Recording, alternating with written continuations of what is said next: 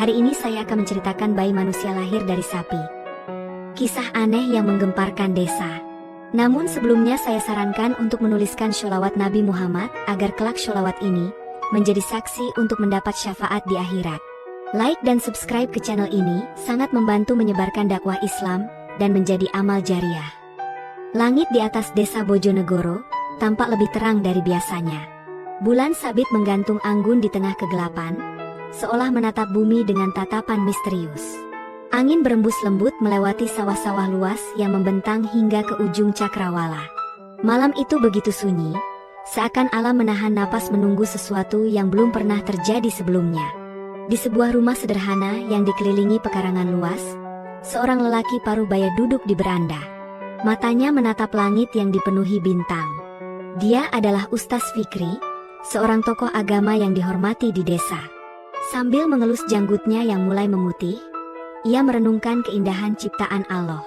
Namun, lamunannya terhenti ketika suara gaduh terdengar dari kandang sapi di belakang rumah. Embek, embek. Suara sapi betinanya, si Lestari, terdengar lebih keras dari biasanya. Ustaz Fikri segera berdiri dan bergegas ke kandang. Di tengah remang-remang cahaya lampu minyak, ia melihat sapi kesayangannya merintih kesakitan. Tubuhnya gemetar, keringat membasahi bulunya yang kecoklatan. Ia tahu betul, Lestari akan melahirkan. Namun, ada sesuatu yang berbeda kali ini. Udara di sekitar kandang terasa lebih dingin. Suara jangkrik dan burung malam mendadak menghilang, seolah seluruh alam semesta menahan diri untuk menyaksikan momen ini. Pak Raji. Ustaz Fikri berseru ke arah rumah tetangganya. Tak butuh waktu lama, seorang lelaki tua dengan tubuh kurus berlari tergesa-gesa ke arah kandang. Pak Raji adalah sahabat lama Ustaz Fikri, seorang petani yang juga paham tentang ternak. Astagfirullah. Lestari kenapa ini, Ustaz? Dia akan melahirkan.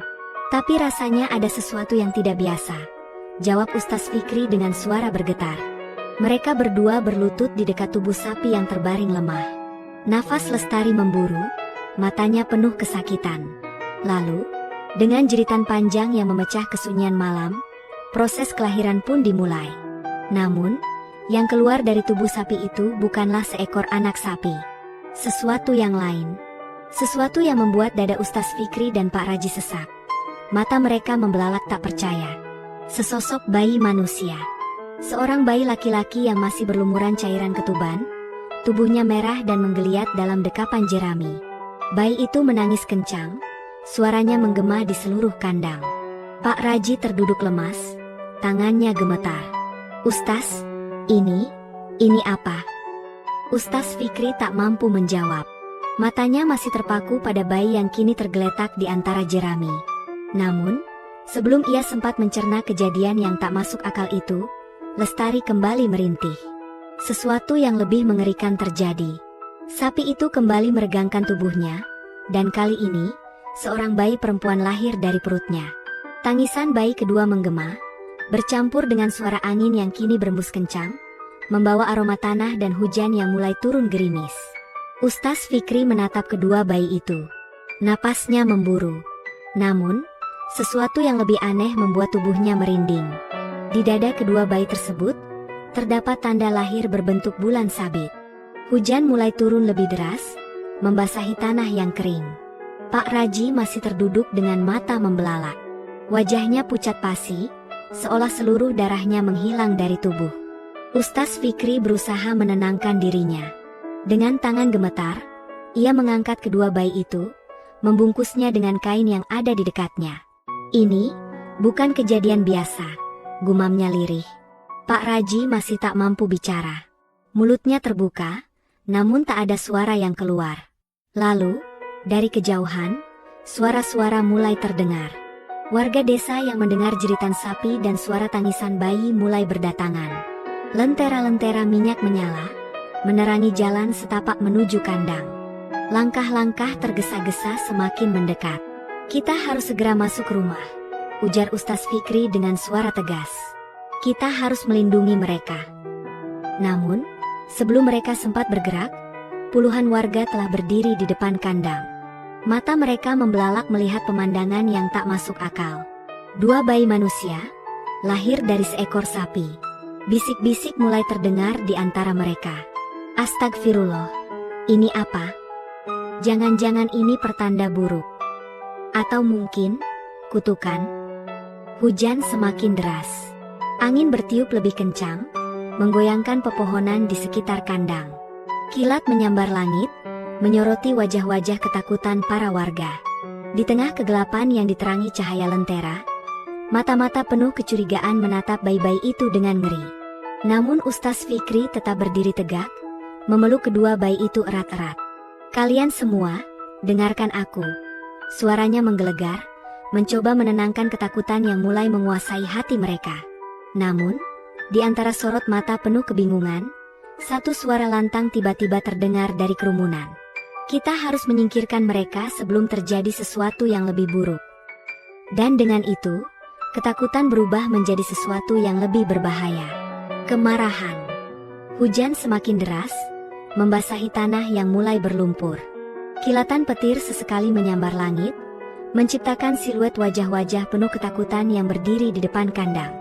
Warga desa berkumpul, membawa obor yang mulai basah oleh rintik hujan. Mata mereka tertuju pada bayi kembar yang masih berada dalam dekapan Ustaz Fikri. Seorang lelaki bertubuh besar melangkah maju. Dialah Marwan, pria yang selama ini dikenal sebagai pemimpin kelompok pemuda desa.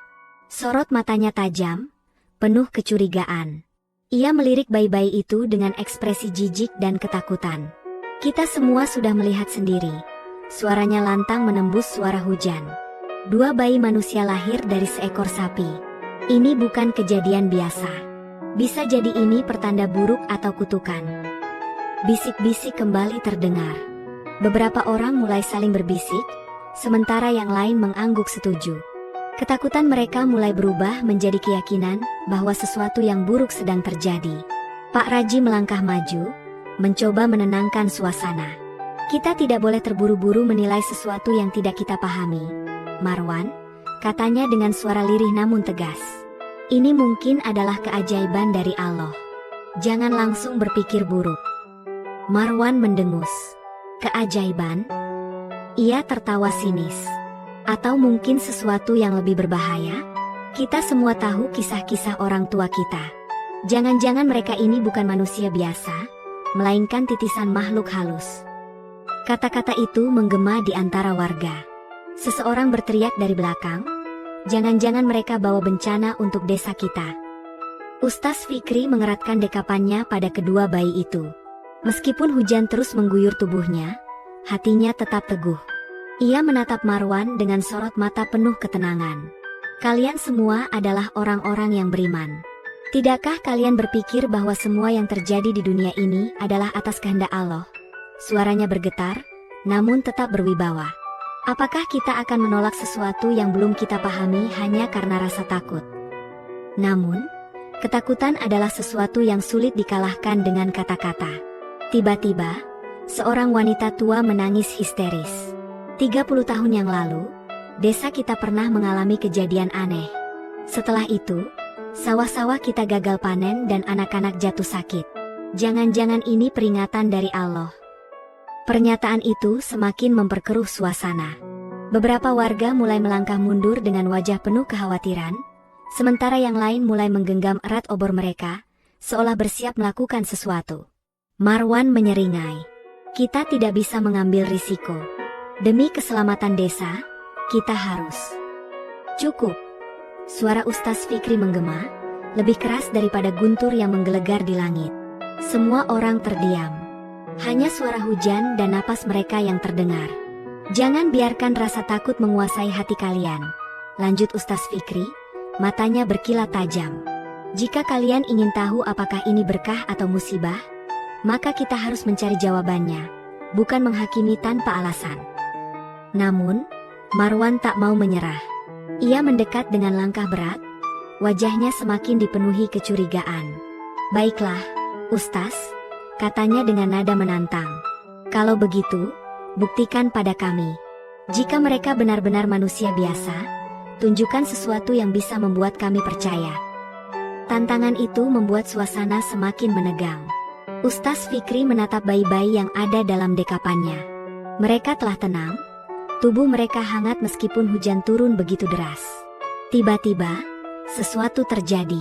Agus, bayi laki-laki itu, menggerakkan tangannya ke udara. Jarinya yang mungil menyentuh hujan yang turun. Lalu, dengan cara yang tak dapat dijelaskan, tetesan hujan yang jatuh di sekitar tubuhnya berhenti di udara, seolah waktu melambat hanya di sekelilingnya. Mata Ustaz Fikri membelalak. Warga desa yang melihat kejadian itu menjerit ketakutan. Astagfirullah. Apa yang baru saja terjadi? Marwan mundur beberapa langkah. Wajahnya yang tadi penuh percaya diri kini berubah pucat.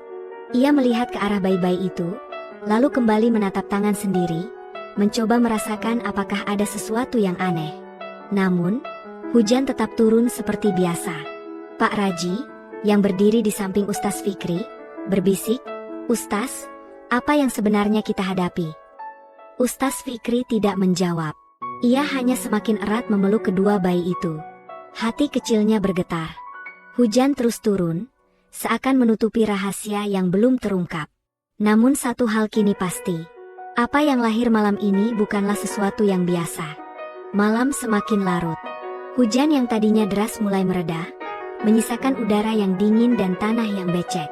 Di bawah cahaya temaram obor-obor yang masih menyala, warga desa masih berdiri mematung, menyaksikan sesuatu yang tak bisa mereka pahami. Marwan mundur selangkah, wajahnya masih dipenuhi keterkejutan. Kedua matanya menatap bayi Agus yang kini diam dalam dekapan Ustaz Fikri. Bayi itu tampak tenang, seakan tidak terjadi apa-apa. Namun apa yang baru saja mereka lihat bukanlah hal biasa. Tadi kau semua lihat sendiri, bukan? Marwan berbicara dengan suara bergetar, mencoba meyakinkan dirinya sendiri. Air hujan berhenti saat menyentuh mereka. Bisik-bisik kembali memenuhi udara. Beberapa orang tampak ketakutan, sebagian lagi justru semakin penasaran. "Ustaz," seorang lelaki tua bersuara lirih, "apa ini benar-benar keajaiban dari Allah, atau sesuatu yang lain?"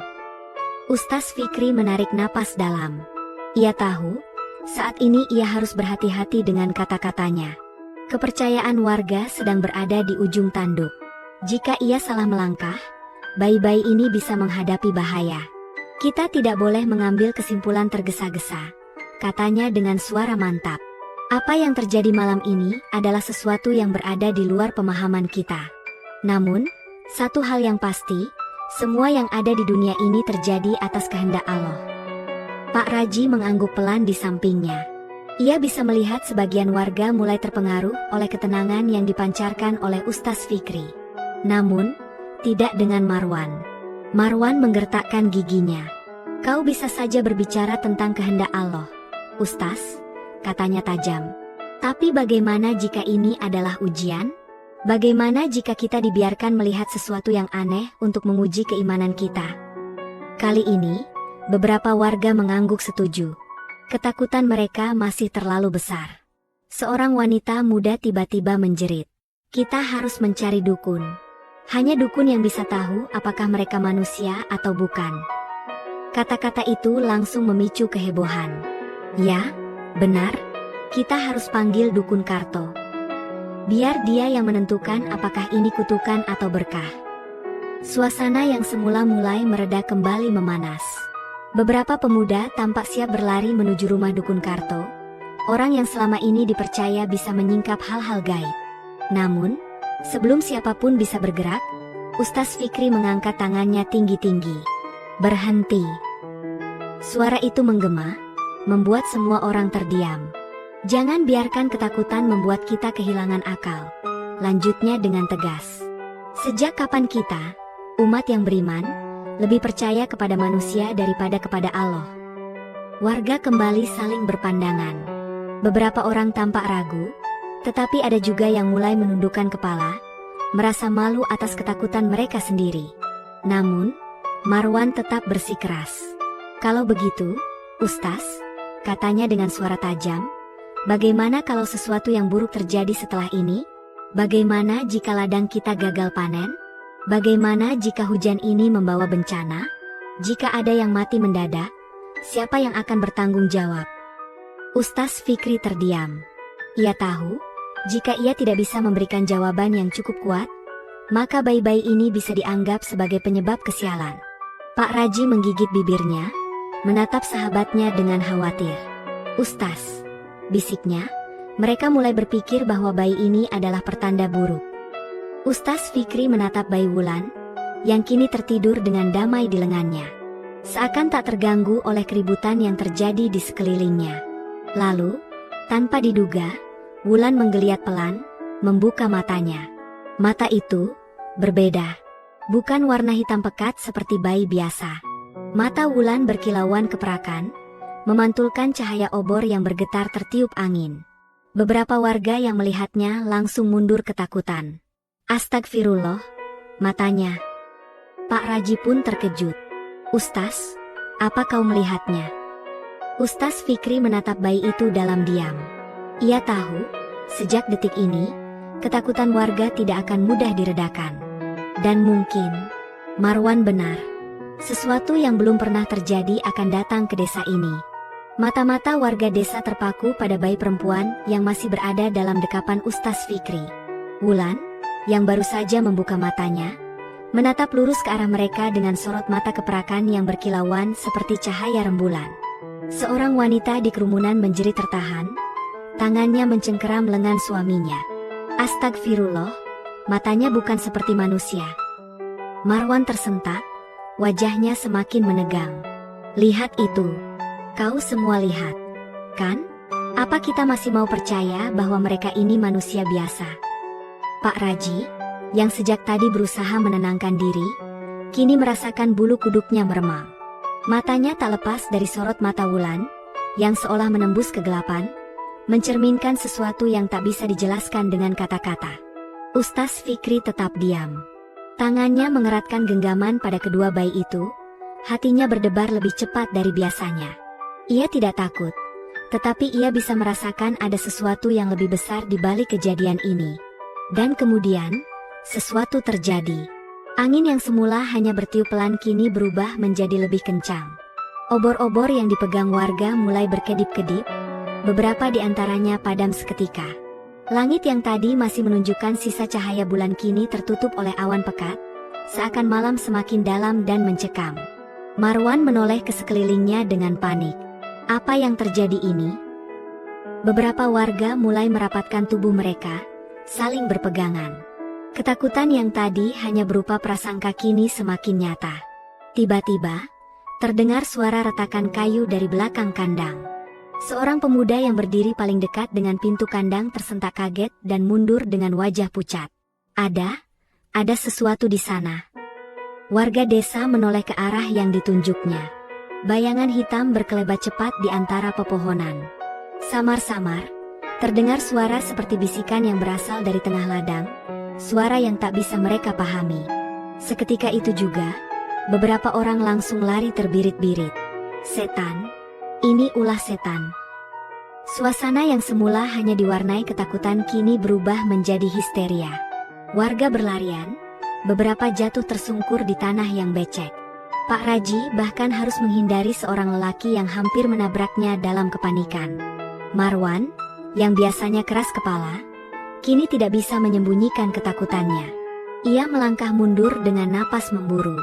"Ustaz, apa yang kau lakukan? Kau telah membawa sesuatu ke desa ini." Namun Ustaz Fikri tetap berdiri tegak. Ia menoleh ke arah Pak Raji, suaranya tegas namun berbisik. "Kita harus masuk ke dalam rumah. Sekarang juga." Pak Raji mengangguk cepat. "Ayo." Mereka berdua bergegas meninggalkan kandang. Ustaz Fikri masih memeluk kedua bayi itu erat-erat. Agus dan Wulan tetap diam, seolah tidak terpengaruh oleh kekacauan yang sedang terjadi di sekitar mereka. Setiap langkah terasa begitu panjang saat mereka melewati tanah yang basah oleh hujan. Bayangan pepohonan bergerak seiring dengan tiupan angin, menciptakan bentuk-bentuk mengerikan di tengah kegelapan. Akhirnya, setelah melewati beberapa orang yang masih berlarian dalam ketakutan, mereka sampai di beranda rumah Ustaz Fikri. Dengan cepat, ia membuka pintu dan masuk ke dalam, diikuti oleh Pak Raji yang menutup pintu dengan keras. Hening. Hanya suara napas mereka yang tersisa di dalam ruangan itu. Pak Raji menyandarkan punggungnya ke dinding. Tangannya gemetar. Astagfirullah, apa yang baru saja terjadi, Ustaz? Ustaz Fikri menatap kedua bayi yang kini terlelap dalam dekapan tangannya. Wulan, dengan mata peraknya yang sempat memukau warga, kini tertidur dengan damai. Agus pun begitu. Ini bukan kebetulan, gumamnya lirih. Ada sesuatu yang lebih besar dari yang kita bayangkan. Pak Raji melangkah maju, menatap wajah sahabatnya. Apa menurutmu mereka benar-benar manusia? Ustaz Fikri menoleh. Manusia, atau bukan, mereka telah ditakdirkan untuk datang ke dunia ini. Dan aku percaya, Allah tidak akan menciptakan sesuatu tanpa tujuan. Di luar, hujan kembali turun. Namun, suara bisikan yang terdengar di tengah ladang tadi masih terngiang di telinga mereka. Dan di luar rumah, jauh di batas desa, sesuatu sedang mengintai dalam kegelapan. Hujan turun dengan ritme yang semakin perlahan, tetapi angin malam tetap menusuk tulang. Di dalam rumah Ustaz Fikri, lampu minyak berkelap-kelip, bayangannya menari di dinding kayu yang mulai lembab. Pak Raji masih berdiri di dekat pintu. Tangannya masih gemetar setelah kejadian di kandang. Ia menatap bayi Agus dan Wulan yang kini terlelap dalam dekapan Ustaz Fikri. Mereka tertidur, bisik Pak Raji. Ustaz Fikri mengangguk, seolah tidak terjadi apa-apa. Mata Pak Raji masih memandangi wajah bayi-bayi itu dengan cermat. Rasa penasaran dan ketakutannya bercampur menjadi satu. Ia tak bisa melupakan bagaimana Wulan membuka matanya dan memperlihatkan sorot keperakan yang tak lazim. Namun, yang lebih mengganggunya adalah suara bisikan dari tengah ladang yang mereka dengar sebelum mencapai rumah. Ustaz, suara Pak Raji sedikit bergetar. Tadi, di kandang, aku yakin aku mendengar sesuatu. Ustaz Fikri menoleh. Aku juga mendengarnya. Hening. Pak Raji menelan ludah. Menurutmu, apa itu? Ustaz Fikri menarik napas dalam, menatap ke arah jendela yang tertutup rapat. Ia sendiri tidak bisa memberikan jawaban pasti. Kejadian malam ini sudah melampaui batas pemahamannya sebagai manusia biasa. Apapun itu, katanya akhirnya, aku hanya bisa yakin satu hal. Ini bukan kebetulan. Mereka berdua kembali terdiam, membiarkan suara hujan menjadi satu-satunya yang mengisi ruangan. Tapi tiba-tiba, tok, tok, tok. Ketukan pintu yang keras membuat mereka berdua tersentak. Pak Raji langsung memegang dadanya, sementara Ustaz Fikri merapatkan genggamannya pada bayi-bayi yang ada di tangannya. Siapa?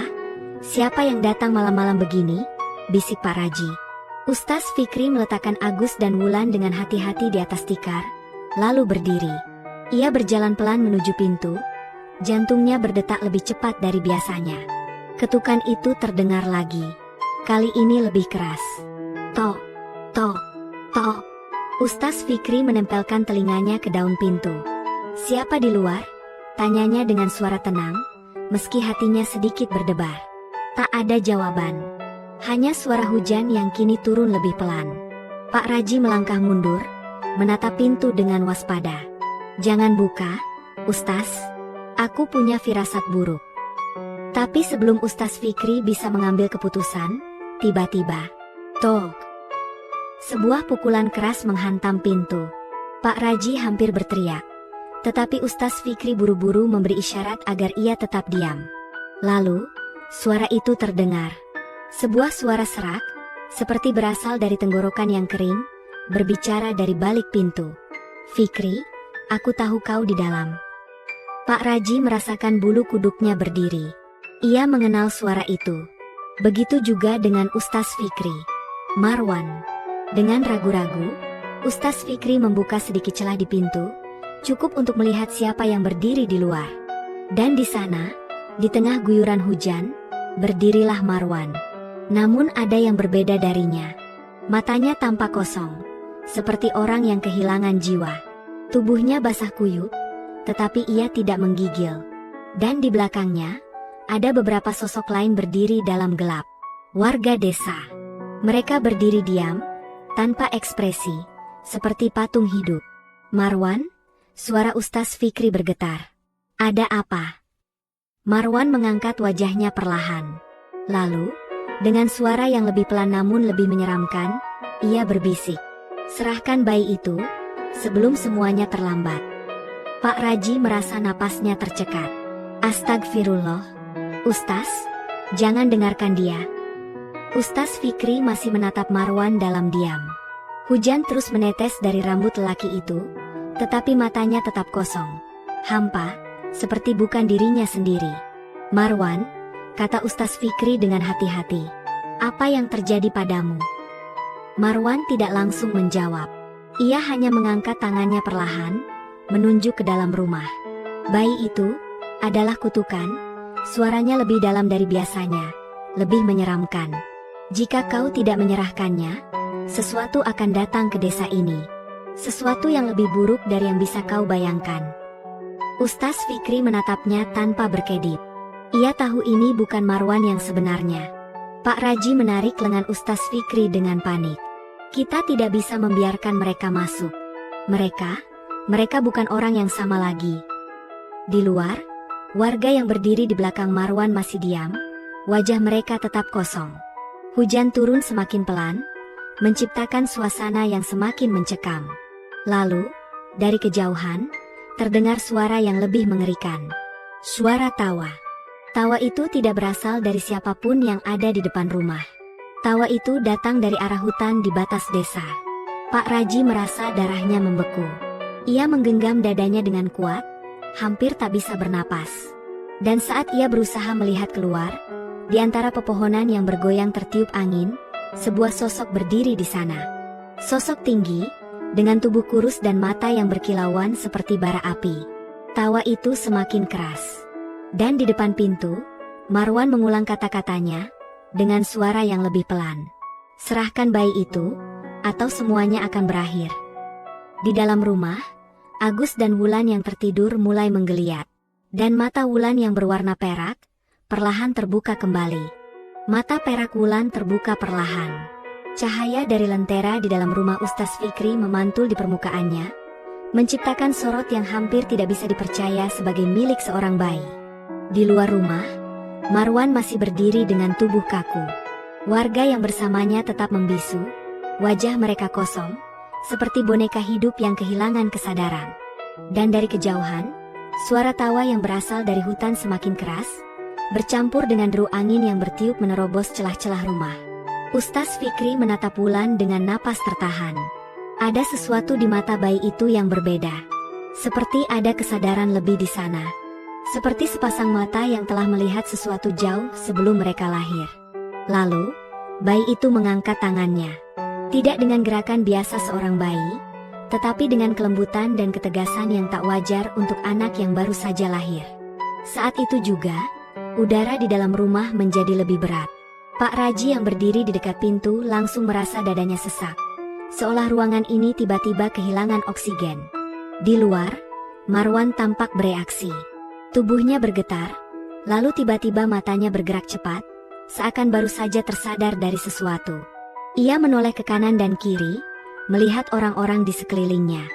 Dan kemudian, ia berteriak. Teriakan itu tidak seperti teriakan manusia biasa. Lebih mirip suara seseorang yang telah keluar dari mimpi buruk yang begitu mengerikan. Marwan langsung jatuh ke tanah. Tubuhnya menggigil hebat.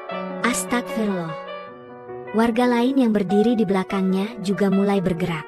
Mata mereka yang tadinya kosong kini menunjukkan ketakutan yang luar biasa.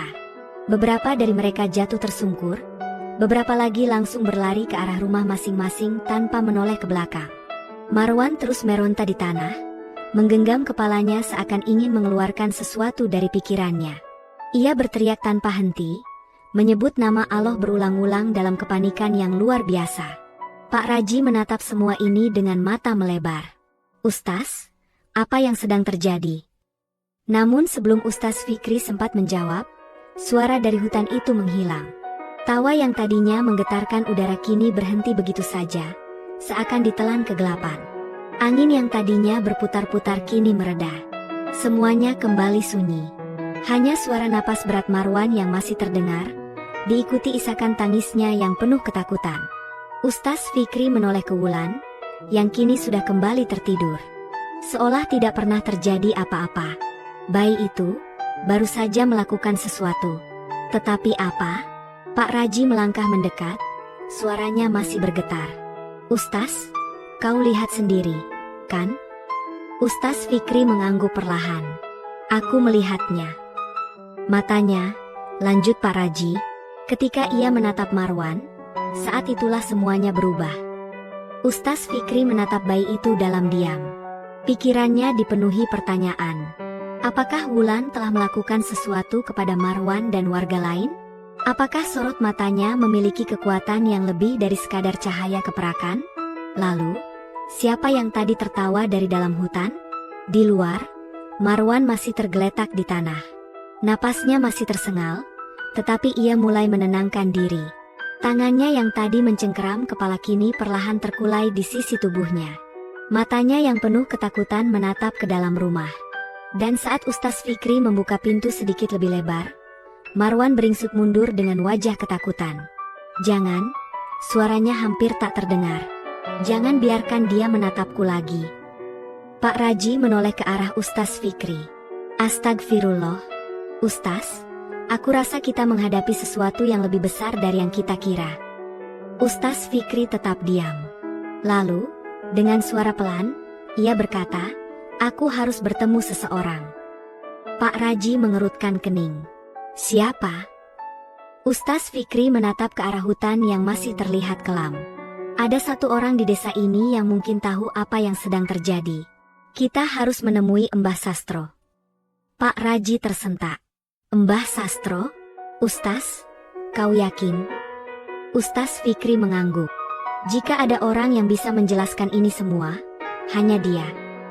Pak Raji tidak menjawab. Ia hanya menelan ludah, karena dalam hatinya, ia tahu betul siapa Mbah Sastro. Orang tua itu bukan sekadar sesepuh desa biasa.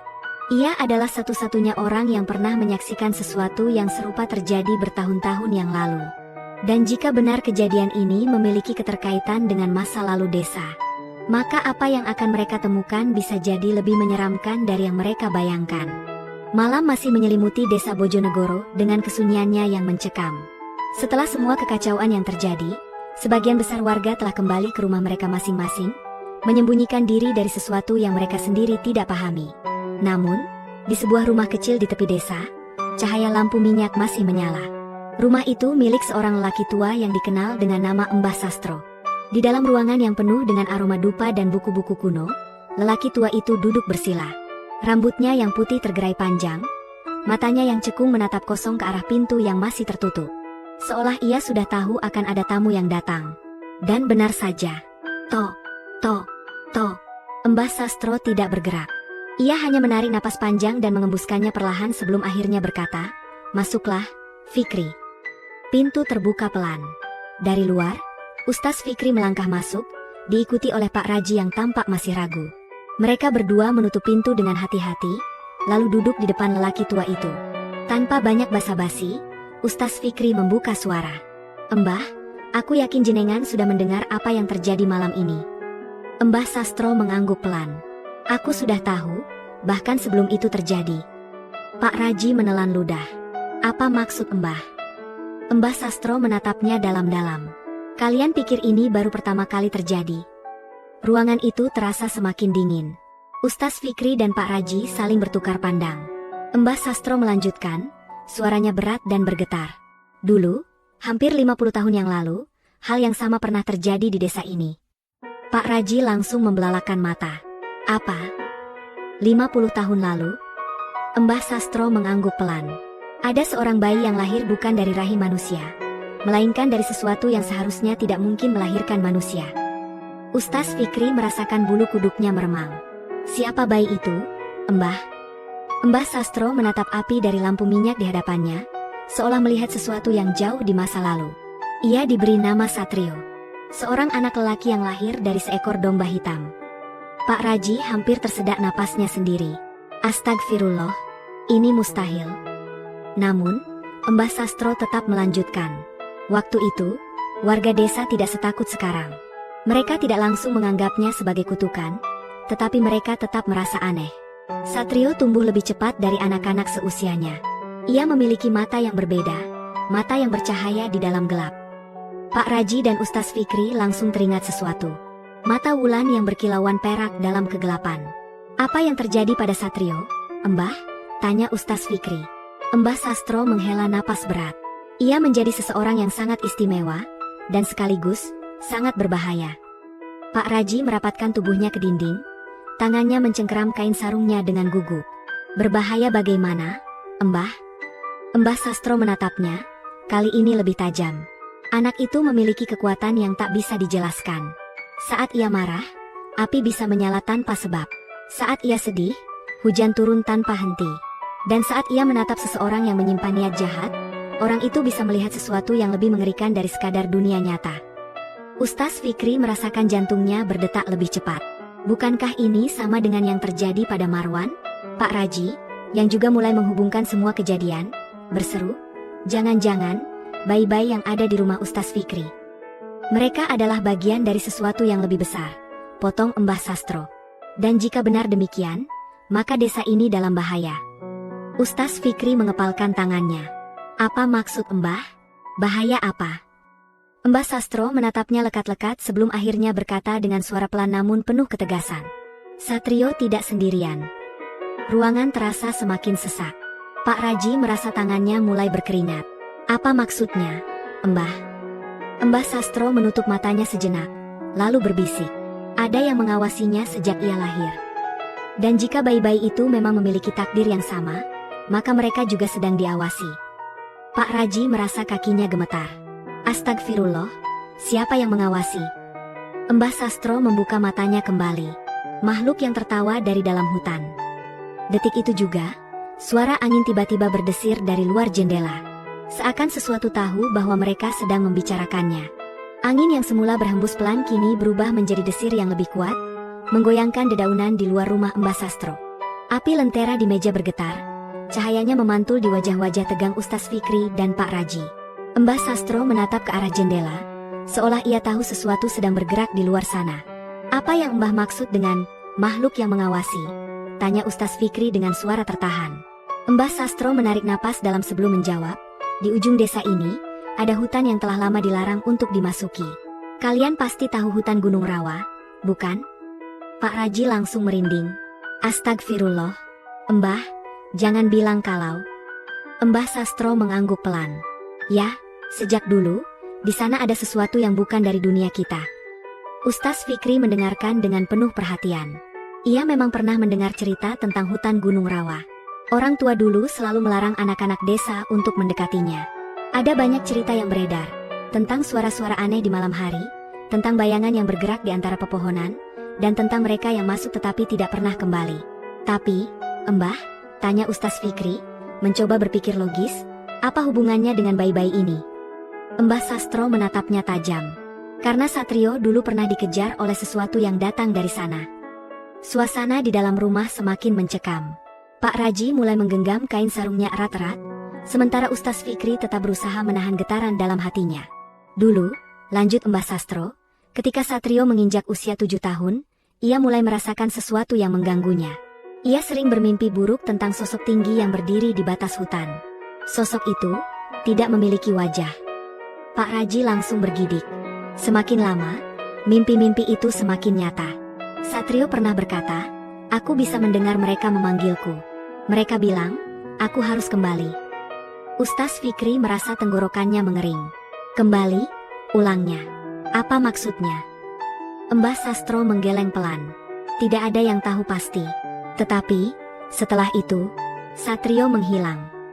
Pak Raji menahan napas. Apa? Dia? Menghilang?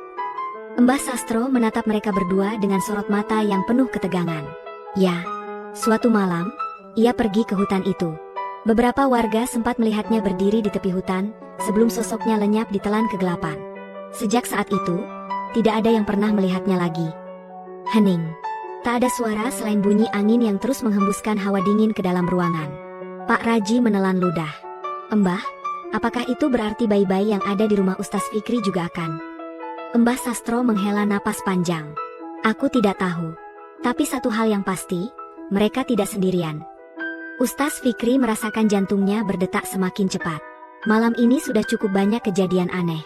Dari bayi-bayi yang lahir dari sapi, mata Wulan yang berkilauan perak, Marwan yang terpengaruh sesuatu yang tidak terlihat, hingga suara tawa dari dalam hutan. Dan kini, ada kemungkinan bahwa sesuatu dari hutan itu sedang menunggu mereka. Pak Raji tiba-tiba berdiri. "Ustaz, kita harus segera kembali ke rumahmu." Ustaz Fikri langsung tersadar. Ya, bayi-bayi itu masih ada di rumahnya. Dan jika benar mereka sedang diawasi oleh makhluk dari hutan, maka tidak ada waktu lagi untuk berdiam diri. Mbah Sastro ikut berdiri, wajahnya penuh ketegasan. "Pergilah. Tetapi ingat, jangan biarkan mereka menatap mata Wulan terlalu lama. Ada sesuatu dalam dirinya yang bahkan aku sendiri belum bisa mengerti." Ustaz Fikri dan Pak Raji mengangguk cepat. Mereka bergegas keluar dari rumah Mbah Sastro, menembus jalanan desa yang mulai dipenuhi kabut tipis. Namun saat mereka mendekati rumah Ustaz Fikri, mereka melihat sesuatu yang membuat darah mereka membeku. Pintu rumahnya terbuka lebar. Lentera di dalam rumah masih menyala, tetapi tidak ada suara sedikit pun yang terdengar dari dalam. Dan di halaman depan, ada jejak kaki yang memanjang dari pintu rumah hingga ke arah hutan. Pak Raji langsung menarik lengan Ustaz Fikri. "Astagfirullah, Ustaz. Sesuatu sudah datang ke rumahmu." Jantung Ustaz Fikri berdetak lebih cepat. Tanpa ragu, ia segera berlari masuk ke dalam rumah, diikuti oleh Pak Raji. Begitu masuk, mereka melihat sesuatu yang membuat tubuh mereka lemas seketika. Tempat tidur bayi-bayi itu kosong. Agus dan Wulan tidak ada di sana. Pak Raji berteriak, "Ustaz, mereka hilang." Namun sebelum mereka bisa berpikir lebih jauh, sebuah suara terdengar dari luar rumah. Suara tawa, dan kali ini, suara itu datang dari dekat. Seseorang, atau sesuatu, sedang menunggu mereka di luar. Hati Ustaz Fikri berdegup kencang. Tubuhnya terasa lemas melihat tempat tidur bayi yang kosong. Agus dan Wulan, dua bayi yang semalam lahir dalam keadaan yang tidak biasa, menghilang tanpa jejak. Pak Raji mundur beberapa langkah, napasnya terengah-engah. "Ustaz, bagaimana ini bisa terjadi?" Sebelum Ustaz Fikri bisa menjawab, suara tawa itu terdengar lagi. Namun kali ini, suara itu lebih dekat. Seolah-olah sesuatu berada tepat di luar rumah. Dengan langkah hati-hati, Ustaz Fikri berjalan menuju pintu. Tangan kanannya meraih sebuah tongkat kayu yang biasa ia gunakan untuk berjalan di kebun. Sementara itu, Pak Raji tetap di belakangnya, menahan napas dengan tubuh gemetar. Saat mereka melangkah keluar rumah, pemandangan di depan mereka membuat darah mereka membeku. Di batas pekarangan, di bawah cahaya bulan yang tertutup kabut tipis, berdirilah sesosok bayangan hitam tinggi kurus dengan mata berwarna merah bara. Makhluk itu tidak berbentuk manusia. Tubuhnya seperti kabut pekat yang terus bergerak, tetapi wajahnya kosong, tanpa mulut, tanpa hidung, hanya ada dua mata yang menyala dalam kegelapan. Dan dalam cengkeraman tangannya yang panjang dan berbentuk seperti ranting kering. Agus dan Wulan ada di sana. Dua bayi itu tampak terlelap, tidak menangis, tidak bergerak. "Ya Allah," bisik Pak Raji, tangannya gemetar hebat. Ustaz Fikri mengeratkan genggamannya pada tongkat kayunya. Ia melangkah maju, berdiri tegak di hadapan makhluk itu. "Lepaskan mereka." Suaranya bergetar, tetapi penuh keberanian. Makhluk itu tidak bergerak, tetapi matanya yang menyala menatap lurus ke arah Ustaz Fikri. Lalu, terdengarlah suara, bukan suara yang berasal dari mulut, tetapi suara yang menggema langsung ke dalam pikiran mereka. "Mereka bukan milikmu." Pak Raji tersentak, merasa kepalanya berdenyut hebat. "Ustaz, dia berbicara langsung ke dalam kepalaku." Ustaz Fikri tetap berdiri tegak. "Atas nama Allah, aku memerintahkanmu untuk melepaskan mereka." Makhluk itu tidak bereaksi. Tetapi tiba-tiba, mata perak Wulan terbuka. Seberkas cahaya terang terpancar dari kedua matanya. Cahaya itu begitu kuat, menembus kegelapan pekat yang melingkupi makhluk itu. Makhluk itu mulai menggeliat, tubuhnya bergetar seperti sedang kesakitan. Ia mengangkat tangannya, melepaskan bayi-bayi itu. Agus dan Wulan jatuh perlahan ke tanah. Tetapi sebelum mereka menyentuh tanah, seolah ada tangan tak terlihat yang menyambut mereka. Dan dalam hitungan detik, makhluk itu menjerit tanpa suara. Tubuhnya terhisap ke dalam pusaran kabut hitam, lalu menghilang seketika, seakan tidak pernah ada sebelumnya. Hening. Suara jangkrik kembali terdengar, Angin kembali berhembus lembut. Pak Raji jatuh terduduk. Tubuhnya masih gemetar. Astagfirullah, apa yang baru saja terjadi? Ustaz Fikri segera berlari ke arah bayi-bayi itu. Ia mengangkat Agus dan Wulan dengan hati-hati, memastikan mereka masih dalam keadaan baik. Mata Wulan perlahan kembali tertutup. Cahaya peraknya memudar. Seolah ia kembali menjadi bayi biasa. Pak Raji menatap kejadian itu dengan mata penuh kebingungan. Ustaz, apa sebenarnya bayi ini? Ustaz Fikri menarik napas panjang. Aku tidak tahu, Raji, tapi satu hal yang aku yakini, mereka adalah amanah dari Allah. Pak Raji masih menatap bayi-bayi itu dengan campuran rasa takjub dan takut. Lalu, Ustaz Fikri berkata dengan suara yang lebih tenang, Allah berfirman dalam Al-Quran. Sesungguhnya, bersama kesulitan ada kemudahan. Sesungguhnya, bersama kesulitan ada kemudahan. Quran Surat Al-Insyirah 56. Pak Raji menatap sahabatnya dengan mata berkaca-kaca. Allah menguji kita dengan sesuatu yang tidak bisa kita pahami, tetapi selalu ada hikmah di baliknya. Jika bayi-bayi ini memiliki takdir yang besar, maka tugas kita adalah menjaganya, bukan menolaknya. Pak Raji mengangguk pelan. Jadi, apa yang akan kita lakukan sekarang? Ustaz Fikri tersenyum kecil. Kita akan membesarkan mereka dengan kasih sayang dan ilmu. Dan saat waktunya tiba, mereka akan menemukan sendiri jawaban tentang siapa diri mereka. Malam semakin larut. Angin bertiup lebih lembut, dan untuk pertama kalinya sejak kejadian aneh itu terjadi, hati Ustaz Fikri merasa lebih tenang. Di batas desa, hutan Gunung Rawa masih berdiri dalam diam. Namun kali ini, tidak ada lagi suara tawa. Dan di rumah Ustaz Fikri, dua bayi manusia yang lahir dari seekor sapi telah kembali dalam pelukan seseorang yang siap menjaga mereka, hingga takdir akhirnya terungkap. Hikmah dari kisah ini, jangan terburu-buru menghakimi sesuatu yang tidak kita pahami. Setiap kejadian di dunia ini adalah bagian dari rencana Allah yang lebih besar. Kesabaran dan keimanan akan selalu membawa kemudahan di tengah kesulitan. Tidak semua yang tampak aneh adalah kutukan. Terkadang, itu adalah berkah dalam bentuk yang belum kita mengerti.